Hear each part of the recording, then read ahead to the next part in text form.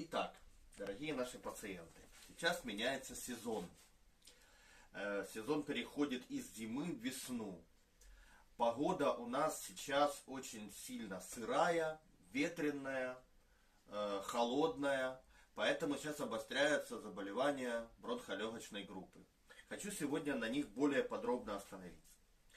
Легкие, бронхи, трахея, нос, кожа и волосы – это основные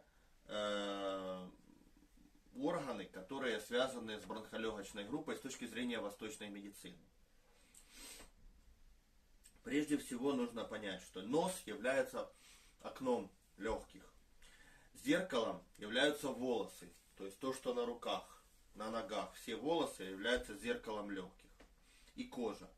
Заболевания органов дыхания, сухость, зуд кожи, выпадение волос, отеки,